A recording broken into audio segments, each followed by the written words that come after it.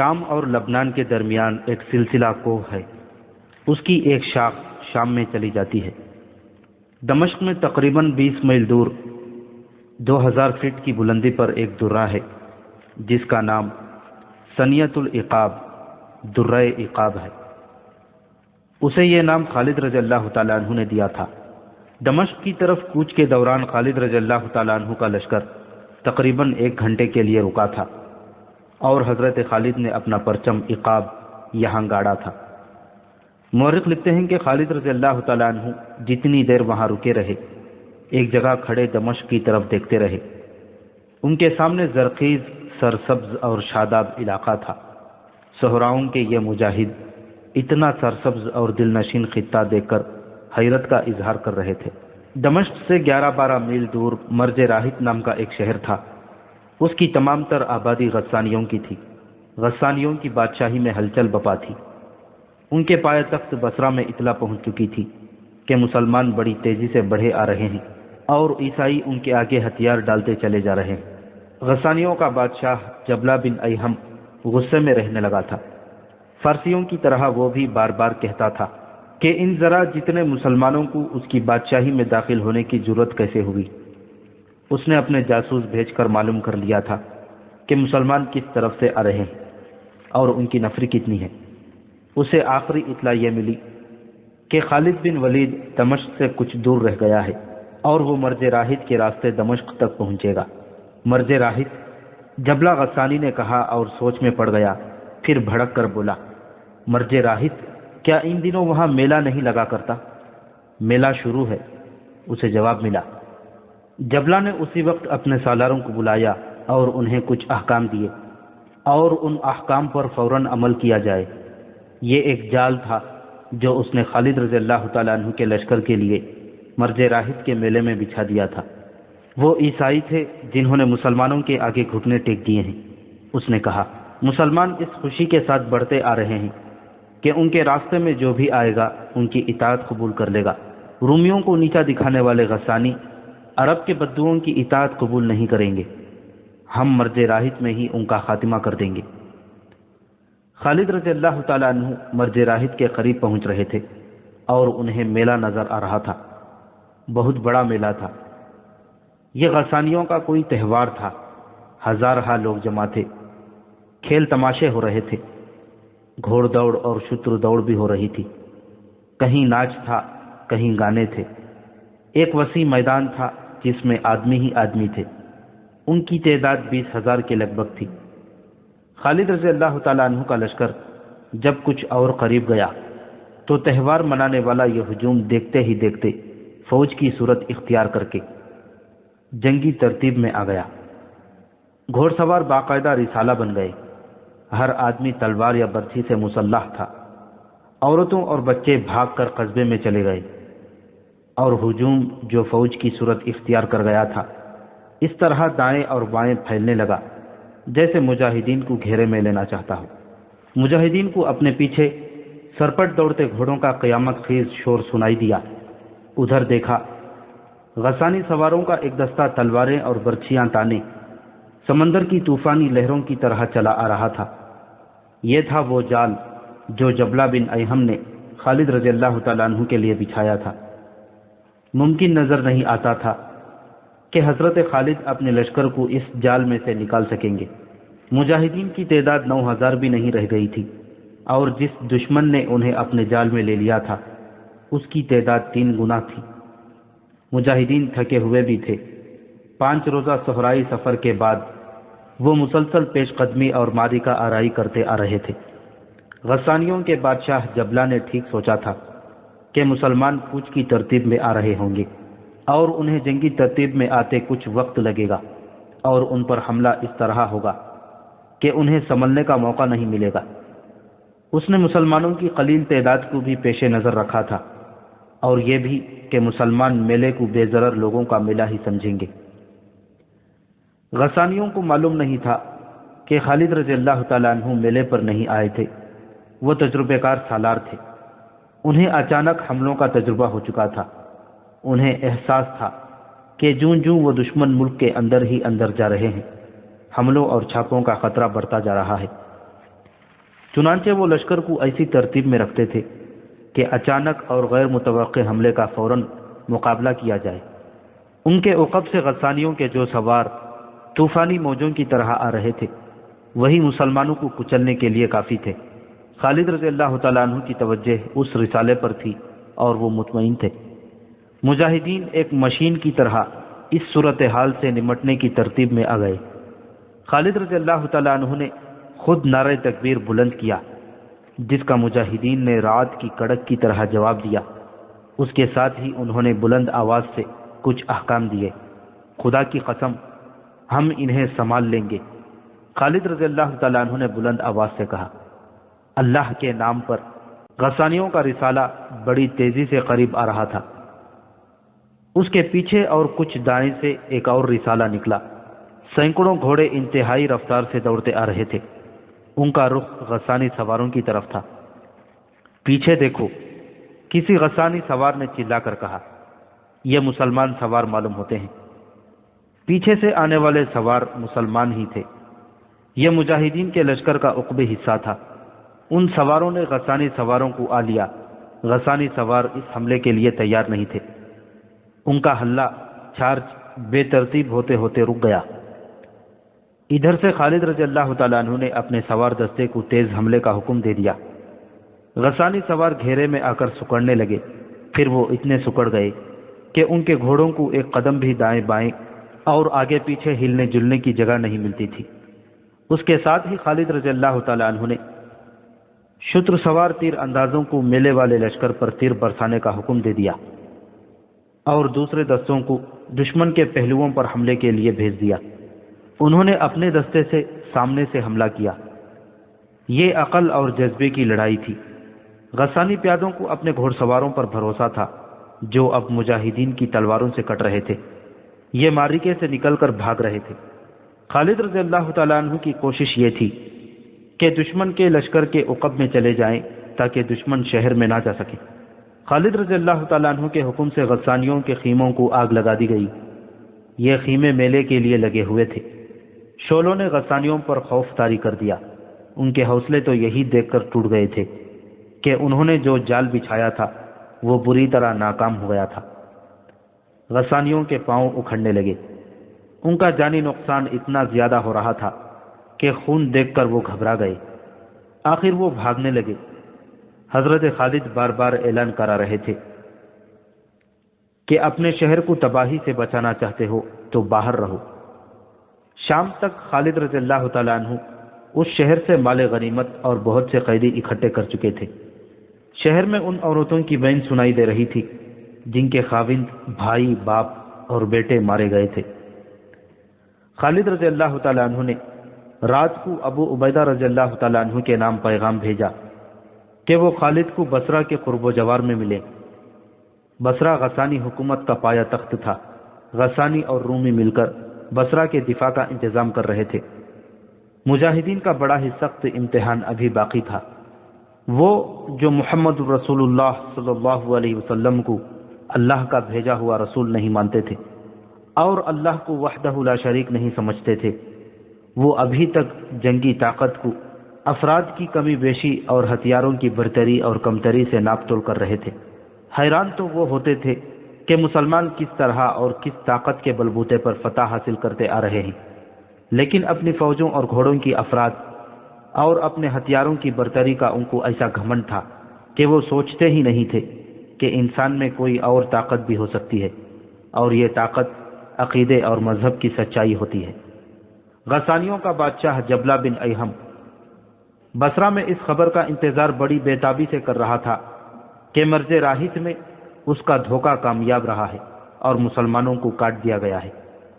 اس نے فرض کر لیا تھا کہ مسلمانوں کو شکست دی جا چکی ہے۔ اسے آخری اطلاع یہ ملی تھی کہ مسلمانوں کے لیے میلے کی صورت میں پھندا تیار ہو چکا ہے اور مسلمان تیزی سے اس پھندے میں آ رہے ہیں۔ جبلہ کے طور اور انداز ہی بدل گئے تھے۔ گزشتہ رات اس نے اپنے ہاں جشن کا سماں بنا دیا تھا۔ شراب کے مٹکے خالی ہو گئے تھے۔ جبلہ بن ایہم شراب میں تیرتا اور نشے میں اڑتا جوان ہو گیا تھا۔ اس نے بڑھاپے کا مذاق اڑایا تھا۔ اس نے یہ بھی نہیں دیکھا تھا کہ اس کے حرم کی جوان عورتیں منمانی کر رہی ہیں اور ان میں سے بعض اس کی قید و بند سے آزاد ہو کر اپنی پسند کے آدمیوں کے ساتھ محل کے باغیچوں میں غائب ہو گئی ہیں۔ خود جبلہ کی بدمستی کا یہ عالم تھا کہ اس جشن میں نوشی میں ایک بڑی حسین اور نوجوان لڑکی اس کے سامنے سے گزری تو اس نے لپک کر لڑکی کو پکڑ لیا اور اسے اپنے بازوؤں میں جکڑ کر بےہودہ حرکتیں کرنے لگا۔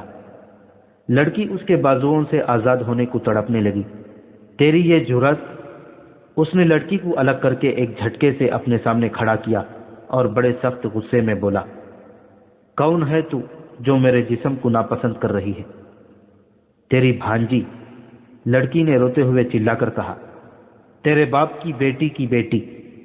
جبلہ بن ایہم نے بڑی زور سے قہقہا لگایا۔ فتح کی خوشی کا نشہ شراب کے نشے سے تیز ہوتا ہے، جبلہ نے کہا۔ اس کی آواز لڑکھڑا رہی تھی۔ کل جب مجھے خبر ملے گی کہ مسلمانوں کو کچل دیا گیا ہے اور ان میں سے کوئی بھی بھاگ نہیں سکا تو میری حالت اور زیادہ بری ہو جائے گی۔ اس کی بھانجی روتی ہوئی جشن سے نکل گئی۔ پھر وہ وقت آیا جب وہ مسلمانوں پر اپنی فتح کی خبر کا منتظر تھا۔ اب تک خبر آ جانی چاہیے تھی۔ وہ باغ میں جا بیٹھا تھا۔ ایک جوان سال خادمہ تشتری میں شراب کی سراہی اور پیالہ رکھے اس کی طرف جا رہی تھی۔ ادھر سے دربان بڑا تیز چلتا اس تک پہنچا۔ آیا ہے کوئی؟ جبلہ نے بےتاب ہو کر دربان سے پوچھا۔ کوئی مرج راہب سے آیا ہے؟ قاصد آیا ہے، دربان نے دبے دبے سے لہجے میں کہا۔ زخمی ہے، بھیجو اسے، جبلہ نے جوش سے اٹھتے ہوئے کہا۔ وہ فتح کی خبر لایا ہے، اسے جلدی میرے پاس بھیجو۔ خادمہ تشتری اٹھائے اس کے قریب کھڑی تھی۔ ادھر سے ایک زخمی چلا آ رہا تھا۔ وہیں سے کہو کہ تم فتح کی خبر لائے ہو، جبلہ بن ایہم نے کہا۔ زخمی قاصد نے کچھ بھی نہ کہا۔ وہ چلتا آیا۔ اس کے کپڑے اپنے زخموں کے خون سے لال تھے، اس کا سر کپڑے میں لپٹا ہوا تھا۔ کیا تم اتنے زخمی ہو کہ بول نہیں سکتے؟ جبلہ نے بلند آواز سے پوچھا۔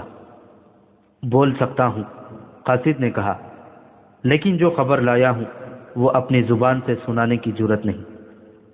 کیا کہہ رہے ہو؟ جبلہ کی آواز دب سی گئی۔ کیا مسلمان پھندے میں نہیں آئے؟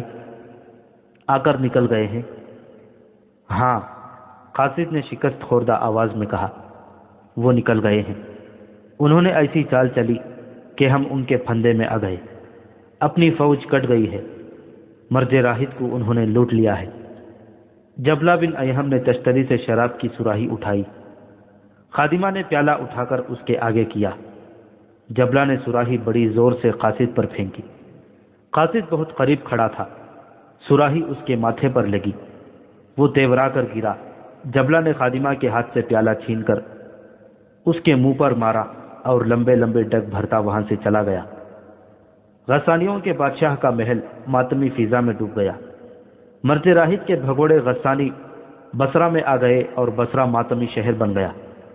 اصل ماتم تو ان کے ہاں تھا جن کے بیٹے، بھائی، خاوند اور باپ اس پھندے میں آ کر مارے گئے تھے جو انہوں نے خالد رضی اللہ تعالیٰ عنہ کے مجاہدین کے لیے تیار کیا تھا۔ اس ماتم کے ساتھ ایک دہشت بھی آئی تھی اور یہ دہشت ہر گھر میں پہنچ گئی تھی۔ ان کے تیر زہر میں بجھے ہوئے ہوتے ہیں، کسی کو اس تیر سے خراش آ جائے تو بھی وہ مر جاتا ہے۔ ان کے گھوڑے پروں والے ہیں، کہتے ہیں ہوا سے باتیں کرتے ہیں۔ ان مسلمانوں کا رسول جادوگر تھا، نعوذ باللہ، اس کا جادو چل رہا ہے۔ ان کے سامنے لاکھوں کی فوج بھی نہیں ٹھہر سکتی۔ سنا ہے دل کے بڑے نرم ہیں، جو ان کے آگے ہتھیار ڈال دیتے ہیں انہیں وہ گلے لگا لیتے ہیں۔ جس شہر میں ان کا مقابلہ ہوتا ہے اس شہر کی اینٹ سے اینٹ بجا دیتے ہیں، کسی کو زندہ نہیں چھوڑتے، لڑنے والوں کو پکڑ کر لے جاتے ہیں۔ دبی دبی سی ایسی آوازیں بھی سنائی دیتی تھی۔ مذہب ان کا سچا معلوم ہوتا ہے، وہ اللہ اور اس کے رسول صلی اللہ علیہ وسلم کو مانتے ہیں، یہی ان کی طاقت ہے، جنون سے لڑتے ہیں۔ ان لوگوں پر جو حیرت اور دہشت طاری ہو گئی تھی اس میں وہ حق بجانب تھے۔ تم لوگ بصرہ کو بھی نہیں بچا سکو گے۔ جبلہ بن ایہم قہر برے لہجے میں اپنے سالاروں سے کہہ رہا تھا، تمہاری بزدلی کو دیکھ کر میں نے رومیوں کو مدد کے لیے پکارا ہے، اگر تم مسلمانوں کو شکست دے دیتے تو میں رومیوں کے سینے پر کودتا، ان پر میری دھاک بیٹھ جاتی، مگر تم نے مجھے کہیں کا نہیں چھوڑا۔ رومی ہمارے پایا تخت کی حفاظت کرنے آئے ہیں۔ وہ اپنے سالاروں کو کوس ہی رہا تھا کہ اسے اطلاع ملی کہ مسلمانوں کی ایک فوج بصرہ کی طرف بڑھی آ رہی ہے۔ اتنی جلدی؟ اس نے گھبرائے ہوئے لہجے میں کہا۔ مرج راہب سے وہ اتنی جلدی بصرہ تک کس طرح آ گئے ہیں؟ رومی سالار کو اطلاع دو۔ رومی فوج جو خالد رضی اللہ تعالیٰ عنہ کی کامیابیوں کی خبریں سن کر جبلہ بن ایہم کی مدد کو آئی تھی، وہ بصرہ کے باہر خیمزن تھی۔ اس کے سالار کو اطلاع ملی کہ مسلمانوں کی فوج آ رہی ہے، تو سالار نے فوج کو تیاری کا حکم دے دیا۔ اس فوج میں عرب عیسائی بھی تھے۔ فوج جو بصرہ کی طرف بڑھی آ رہی تھی وہ خالد رضی اللہ تعالیٰ عنہ کی نہیں تھی، یہ ایک مسلمان سالار شرجیل رضی اللہ تعالیٰ عنہ بن حسنہ کا لشکر تھا، جس کی نفری 4000 تھی۔ مسلمان لشکر جو شام کی فتح کے لیے بھیجا گیا تھا، یہ اس کا ایک حصہ تھا۔ خلیفۃ المسلمین کے احکام کے مطابق سالار ابو عبیدہ رضی اللہ تعالیٰ عنہ نے لشکر کے دوسرے حصوں کو بھی یکجا کر کے اپنی کمان میں لے لیا تھا۔ بصرہ پر شرجیل رضی اللہ تعالیٰ عنہ کے حملے کا پس منظر یہ تھا کہ خلیفۃ المسلمین نے ابو عبیدہ رضی اللہ تعالیٰ عنہ کو ایک خط لکھا تھا۔ میں نے خالد بن ولید کو یہ کام سونپا ہے کہ رومیوں پر چڑھائی کرے، تم پر اس کی اطاعت فرض ہے، کوئی کام اس کے حکم کے خلاف نہ کرنا۔ میں نے اسے تمہارا امیر مقرر کیا ہے۔ مجھے احساس ہے کہ دین کے معاملات میں تم خالد سے برتر ہو اور تمہارا رتبہ اونچا ہے، لیکن جنگ کی جو مہارت خالد کو ہے وہ تمہیں نہیں۔ اللہ ہم سب کو صراط مستقیم پر چلنے کی توفیق دے۔ خالد رضی اللہ تعالیٰ عنہ کو اس لشکر کا سالار اعلیٰ مقرر کیا گیا۔ جس وقت خالد رضی اللہ تعالیٰ عنہ اپنے راستے میں آنے والی تمام رکاوٹوں کو کچلتے جا رہے تھے، اس وقت ابو عبیدہ رضی اللہ تعالیٰ عنہ فارغ بیٹھے تھے۔ حضرت خالد نے جب مرج راہب کے مقام پر بھی دشمن کو شکست دے دی تو ابو عبیدہ رضی اللہ تعالیٰ عنہ نے اپنے سالاروں کو بلایا۔ اس وقت ابو عبیدہ رضی اللہ تعالیٰ عنہ کے دستے دریائے یرموک کے شمال مشرق میں ایک مقام حوران میں تھے۔ ان کے ماتحت 2 سالار تھے، ایک شرجیل بن حسنہ اور دوسرے یزید بن ابی سفیان۔ رفیقوں، ابو عبیدہ رضی اللہ تعالیٰ عنہ نے دونوں سالاروں سے کہا، ہم کس طرح شکر ادا کریں اللہ تبارک و تعالیٰ کا جو ابن ولید کو راستے میں آنے والے ہر دشمن پر حاوی کرتا جا رہا ہے؟ کیا تم نے نہیں سوچا کہ ہم ابن ولید کے کسی کام نہیں آ رہے؟ وہ جوں جوں آگے بڑھتا جاتا ہے اس کی مشکلات خطرناک ہوتی جا رہی ہیں۔ اس کا لشکر تھک کر بے حال ہو چکا ہوگا۔ آگے دمشق ہے، بصرہ ہے، غسانی ہے، عیسائی اور رومی ہے۔ کیا یہ تینوں یہ نہیں سوچ رہے ہوں گے کہ مسلمان کو آگے آنے دیں، اور جب وہ مسلسل کوچ اور لڑائیوں سے شل ہو جائیں اور ان کی نفری کم ہو جائے تو انہیں کسی مقام پر گھیر کر ختم کر دیا جائے؟ رومیوں نے ایسا ضرور سوچا ہوگا۔ سالار یزید رضی اللہ تعالیٰ عنہ نے کہا، رومی لڑنے والی قوم ہے اور اس کے سالار عقل والے ہیں۔ خدا کی قسم میں رومیوں کو ایسا موقع نہیں دوں گا۔ ابو عبیدہ رضی اللہ تعالیٰ عنہ نے پرجوش لہجے میں کہا، کیا ہم اتنی دور سے ابن ولید کی کوئی مدد نہیں کر سکتے؟ بے شک کر سکتے ہیں۔ تو نے جو سوچا ہے وہ ہمیں بتا ابو عبیدہ، شرجیل بن حسنہ نے کہا، اللہ اس کا مددگار ہے۔ ابن ولید کے آگے دمشق اور بصرہ 2 ایسے مقام ہیں جہاں رومیوں اور غسانیوں نے اپنی فوجیں جمع کر رکھی ہوں گی۔ ابو عبیدہ رضی اللہ تعالیٰ عنہ نے کہا، اس سے پہلے کہ سالار اعلیٰ ابن ولید بصرہ پہنچے ہم بصرہ پر حملہ کر دیتے ہیں۔ اس سے یہ ہوگا کہ رومی اور غسانی بھی تازہ دم نہیں رہیں گے۔ ابن حسنہ، ابو عبیدہ نے شرجیل سے کہا، میں یہ کام تمہیں سونپتا ہوں، 4000 نفری کافی ہوگی۔ ابو عبیدہ رضی اللہ تعالیٰ عنہ نے سالار شرجیل بن حسنہ رضی اللہ تعالیٰ عنہ کو ہدایات دی اور بصرہ کو روانہ کر دیا۔ اس وقت خالد رضی اللہ تعالیٰ عنہ مرج راہب سے فارغ ہو چکے تھے اور انہوں نے ابو عبیدہ کے نام یہ پیغام دے کر قاصد کو روانہ کر دیا تھا کہ ابو عبیدہ اپنے دستوں کے ساتھ انہیں بصرہ کے قریب کہیں ملے۔ خالد رضی اللہ تعالیٰ عنہ نے مرج راہد کے قصبے کے باہر 2-4 روز قیام کیا تھا۔ شرجیل 4000 مجاہدین کے ساتھ بصرہ پہنچ گئے۔ رومی بصرہ کے باہر خیمہ زن تھے۔ وہ سمجھے کہ یہ خالد رضی اللہ تعالیٰ عنہ کی فوج ہے۔ ان کے جاسوسوں نے انہیں بتایا کہ اس فوج کا سالار کوئی اور ہے۔ مورخ لکھتے ہیں کہ اس رومی فوج کے سالار یہ سمجھے کہ مسلمانوں کی فوج کا ہراول ہے اور پوری فوج پیچھے آ رہی ہے۔ وہ مان نہیں سکتے تھے کہ اتنی فوج اتنے بڑے لشکر کو محاصرے میں لینے آئی ہوگی۔ رومی فوج جس کی تعداد 12000 تھی قلعے کے اندر چلی گئی۔ بصرہ قلعہ بند شہر تھا۔ شرجیل رضی اللہ تعالیٰ عنہ نے قلعے کے قریب مغرب کی طرف کیمپ کیا اور اپنے لشکر کو کئی دستوں میں تقسیم کر کے قلعے کے ہر طرف متعین کیا۔ 2 دن گزر گئے۔ رومی اور غسانی قلعے کی دیواروں کے اوپر سے مسلمانوں کو دیکھتے رہے۔ شرجیل رضی اللہ تعالیٰ عنہ نے قلعے کے ارد گرد کچھ نہ کچھ حرکت جاری رکھی۔ دشمن قلعے سے دور دور بھی دیکھتا تھا۔ اسے توقع تھی کہ مسلمانوں کی پوری فوج آ رہی ہے۔ اسے اب اپنے جاسوسوں کے ذریعے کوئی خبر نہیں مل سکتی تھی کیونکہ قلعہ محاصرے میں تھا۔ سالار شرجیل بن حسنہ رضی اللہ تعالیٰ عنہ کے متعلق یہ بتانا ضروری ہے کہ وہ رسول اکرم صلی اللہ علیہ وسلم کے قریبی صحابی تھے۔ جو صحابہ اکرام وحی لکھتے تھے ان میں شرجیل رضی اللہ تعالیٰ عنہ خاص طور پر قابل ذکر ہیں۔ اسی حوالے سے انہیں کاتب رسول صلی اللہ علیہ وسلم کہا جاتا تھا۔ شرجیل رضی اللہ تعالیٰ عنہ کا زہد و تقویٰ تو مشہور تھا ہی، وہ فن حرب و ضرب اور میدان جنگ میں قیادت کی مہارت رکھتے تھے اور کہا کرتے تھے کہ انہوں نے یہ فن خالد رضی اللہ تعالیٰ عنہ سے یمامہ کی جنگ میں پھر آتش پرستوں کے خلاف لڑائیوں میں سیکھا ہے۔ محاصرہ بصرہ کے وقت ان کی عمر 70 سال سے کچھ ہی کم تھی۔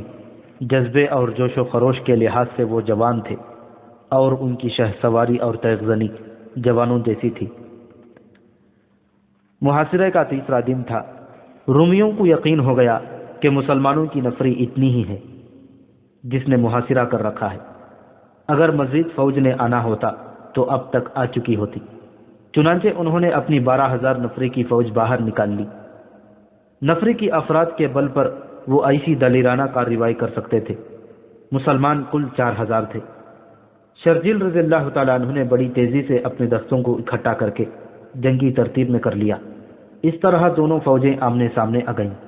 اے رومیوں، شرجیل رضی اللہ تعالیٰ عنہ نے آگے آ کر بلند آواز سے کہا، خدا کی قسم ہم بھاگنے کے لیے نہیں آئے۔ اپنی پہلی شکستوں کو یاد کرو۔ تم ہر میدان میں ہم سے زیادہ تھے۔ خون خرابے سے تم بچتے کیوں نہیں؟ ہماری شرطیں سن لو اور اپنے شہر اور اپنی آبادی کو تباہی سے بچا لو۔ ہم شکست کھانے کے لیے باہر نہیں آئے۔ رومی سالار نے آگے آ کر کہا، واپس چلے جاؤ اور زندہ رہو۔ وہ کوئی اور تھے جنہوں نے تم سے شکستیں کھائی ہیں۔ خدا کی قسم ہم لڑائی سے منہ نہیں موڑیں گے۔ شرجیل بن حسنہ رضی اللہ تعالیٰ عنہ نے اعلان کیا، لیکن تمہیں ایک موقع دیں گے کہ سوچ لو، آگے آؤ اور ہماری شرطیں سن لو۔ مکالموں اور للکار کا تبادلہ ہوا اور رومی سالاروں نے شرائط پر بات چیت کرنے کا فیصلہ کر لیا۔ ان کا سپہ سالار آگے گیا، ادھر سے شرجیل رضی اللہ تعالیٰ عنہ آگے گئے۔ بول اے مسلمان سالار، رومی سالار نے کہا، اپنی شرائط بتا۔ اسلام قبول کر لو۔ شرجیل رضی اللہ تعالیٰ عنہ نے کہا، یہ منظور نہیں تو جزیہ ادا کرو، یہ بھی منظور نہیں تو لڑائی کے لیے تیار ہو جاؤ۔ ہم اپنا مذہب نہیں چھوڑیں گے۔ رومی سالار نے کہا، اور ہم جزیہ نہیں دیں گے، لڑائی کے لیے ہم تیار ہیں۔ اس کے ساتھ ہی رومی سالاروں نے مسلمانوں پر حملے کا حکم دے دیا۔ رومیوں کی تعداد 3 گنا تھی۔ شرجیل رضی اللہ تعالیٰ عنہ نے اپنے 4000 مجاہدین کو جنگی ترتیب میں صف آرا کر رکھا تھا۔ انہیں اپنی نفری کی قلت کا بھی احساس تھا۔ انہوں نے اپنے دونوں پہلوؤں کو پھیلا دیا تھا تاکہ دشمن گھیرے میں نہ لے سکے۔ رومی جنگجو تھے اور ان کے سالار تجربے کار تھے۔ وہ مسلمانوں کو گھیرے میں لینے کی ہی کوشش کر رہے تھے۔ لڑائی گھمسان کی تھی۔ شرجیل رضی اللہ تعالیٰ عنہ قاصدوں کو دائیں بائیں دوڑا رہے تھے اور مجاہدین کو للکار بھی رہے تھے۔ مجاہدین اپنی روایات کے مطابق بے جگری سے لڑ رہے تھے، لیکن رومی 12,000 تھے۔ ان کے سالار انہیں دائیں بائیں پھیلاتے جا رہے تھے۔ شرجیل رضی اللہ تعالیٰ عنہ نے اپنے دائیں اور بائیں دیکھا تو انہیں اپنے دستوں کی صورتحال بڑی تشویشناک دکھائی دی۔ ایسی صورتحال پسپائی کا مطالبہ کیا کرتی ہے، لیکن شرجیل رضی اللہ تعالیٰ عنہ کی للکار پر مجاہدین کا جوش اور جذبہ بڑھ گیا۔ وہ پسپائی کے نام سے واقف تھے، ان پر جنونی کیفیت طاری تھی، اور 4-5 گھنٹے گزر گئے۔ پھر وہ صورت پیدا ہو ہی گئی جس سے شرجیل رضی اللہ تعالیٰ عنہ بچنے کی کوشش کر رہے تھے۔ دشمن کے پہلو پھیل کر مسلمانوں کے پہلوؤں سے آگے نکل گئے تھے۔ اندر کی طرف نہیں سکڑنا۔ شرجیل رضی اللہ تعالیٰ عنہ نے اپنے دونوں پہلوؤں کے کمانڈروں کو پیغام بھیجے، باہر کی طرف ہونے کی کوشش کرو۔ شرجیل رضی اللہ تعالیٰ عنہ کی چالیں بیکار ہونے لگیں۔ بے شک مسلمانوں کا جذبہ رومیوں کی نسبت زیادہ تھا، لیکن رومی تعداد میں اتنے زیادہ تھے کہ مسلمانوں پر غالب آ سکتے تھے۔ اللہ کے پرستاروں، شرجیل رضی اللہ تعالیٰ عنہ نے للکار کر کہا، فتح یا موت، فتح یا موت، فتح یا موت۔ اللہ سے مدد مانگو، اللہ کی راہ میں جانیں دے دو، اللہ کی مدد آئے گی۔ مسلمانوں کے لیے یہ زندگی اور موت کا معرکہ بن گیا تھا۔ شرجیل رضی اللہ تعالیٰ عنہ کی پکار اور للکار پر مجاہدین نے بلند آواز سے کلمہ طیبہ کا ورد شروع کر دیا، جس سے انہیں تقویت ملی، لیکن رومی ان پر حاوی ہو گئے تھے۔ مسلمانوں کے جوش اور جذبے میں قہر پیدا ہو گیا تھا۔ رومی فوج مسلمانوں کے عقب میں چلی گئی۔ اب مسلمانوں کا کچلا جانا یقینی ہو گیا تھا۔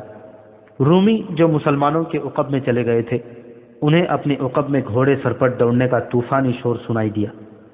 انہوں نے پیچھے دیکھا تو سینکڑوں گھوڑے ان کی طرف دوڑے آ رہے تھے۔ ان کے آگے 2 سوار تھے جن کے ہاتھوں میں تلواریں تھیں۔ ان میں سے ایک کے سر پر جو امامہ تھا اس کا رنگ سرخ تھا۔ وہ خالد رضی اللہ تعالیٰ عنہ تھے۔ خالد رضی اللہ تعالیٰ عنہ اپنے لشکر کے ساتھ بصرہ کی طرف آ رہے تھے۔ ان کے راستے میں دمشق آیا تھا، لیکن وہ دمشق سے ہٹ کر گزر آئے تھے۔ پہلے وہ بصرہ کو فتح کرنا چاہتے تھے۔ یہ اللہ کے اشارے پر ہوا تھا۔ اللہ نے کاتب رسول صلی اللہ علیہ وسلم کی پکار اور دعا سن لی تھی۔ خالد رضی اللہ تعالیٰ عنہ جب کوچ کرتے تھے تو اپنے جاسوسوں کو بہت آگے بھیج دیا کرتے تھے۔ بصرہ کی طرف آتے وقت بھی انہوں نے جاسوسوں کو بہت آگے بھیج دیا تھا۔ خالد رضی اللہ تعالیٰ عنہ بصرہ سے تقریباً 1 میل دور تھے جب ان کا ایک شتر سوار جاسوس اونٹ کو بہت تیز دوڑاتا واپس خالد رضی اللہ تعالیٰ عنہ کے پاس گیا اور انہیں بتایا کہ مسلمانوں کا کوئی لشکر بصرہ کے باہر رومیوں کے گھیرے میں آ رہا ہے۔ کون ہے وہ سالار؟ خالد رضی اللہ تعالیٰ عنہ نے کہا، اور سوار دستوں کو ایڑ لگانے اور برچیاں اور تلواریں نکال لینے کا حکم دے دیا۔ حضرت خالد کے ساتھ جو دوسرا سوار گھوڑ سواروں کے آگے آگے آ رہا تھا وہ خلیفۃ المسلمین حضرت ابوبکر صدیق رضی اللہ تعالیٰ عنہ کا بیٹا عبد الرحمن تھا۔ اس نے اللہ اکبر کا نعرہ لگایا۔ رومیوں نے مقابلے کی نہ سوچی۔ ان کے سالاروں نے تیزی دکھائی، اپنے پہلوؤں کے دستوں کو پیچھے ہٹا لیا اور اپنے تمام دستوں کو قلعے کے اندر لے گئے۔ ان کا مسلمانوں کی تلواروں سے کٹ جانا یقینی تھا۔ قلعے میں داخل ہوتے ہوتے مسلمانوں نے ان کا تعاقب کیا اور کئی رومیوں کو ختم کر دیا۔ قلعے کے دروازے بند ہو گئے۔ خالد رضی اللہ تعالیٰ عنہ غصے میں تھے۔ انہوں نے ایک حکم یہ دیا تھا کہ زخمیوں اور لاشوں کو سنبھالو، اور دوسرا حکم یہ کہ تمام لشکر اکٹھا کیا جائے۔ انہوں نے سالار شرجیل رضی اللہ تعالیٰ عنہ کو بلایا۔ ولید کے بیٹے شرجیل رضی اللہ تعالیٰ عنہ نے آتے ہی خالد رضی اللہ تعالیٰ عنہ سے کہا، خدا کی قسم تو اللہ کی تلوار ہے، تو اللہ کی مدد بن کر آیا ہے، لیکن تو نے یہ کیا کیا ابن حسنہ؟ خالد رضی اللہ تعالیٰ عنہ نے غصے سے کہا، کیا تو نہیں جانتا تھا کہ یہ قصبہ دشمن کا مضبوط قلعہ ہے اور یہاں بے شمار فوج ہوگی؟ کیا اتنی تھوڑی نفری سے تو یہ قلعہ سر کر سکتا تھا؟ میں نے ابو عبیدہ رضی اللہ تعالیٰ عنہ کے حکم کی تعمیل کی ہے ابن ولید۔ شرجیل رضی اللہ تعالیٰ عنہ نے کہا، آہ ابو عبیدہ! خالد رضی اللہ تعالیٰ عنہ نے آہ لے کر کہا، میں اس کا احترام کرتا ہوں، وہ متقی اور پرہیزگار ہے، لیکن میدان جنگ کو وہ اچھی طرح نہیں سمجھتا۔ مورخ واقدی لکھتا ہے کہ ابو عبیدہ رضی اللہ تعالیٰ عنہ کو سب، خصوصاً خالد رضی اللہ تعالیٰ عنہ، بزرگ و برتر سمجھتے تھے، لیکن جس نوعیت کی لڑائیاں لڑی جا رہی تھی ان کے لیے ابو عبیدہ رضی اللہ تعالیٰ عنہ موضوع نہیں تھے، لیکن جہاں نفری کی کمی تھی وہاں سالاروں کی بھی کمی تھی۔ بہرحال مورخ لکھتے ہیں کہ ابو عبیدہ رضی اللہ تعالیٰ عنہ جذبے اور حوصلے میں کسی سے پیچھے نہیں تھے، اور وہ بڑی تیزی سے تجربہ حاصل کرتے جا رہے تھے۔ بصرہ پر ان کا حملہ جرأت مندانہ اقدام تھا،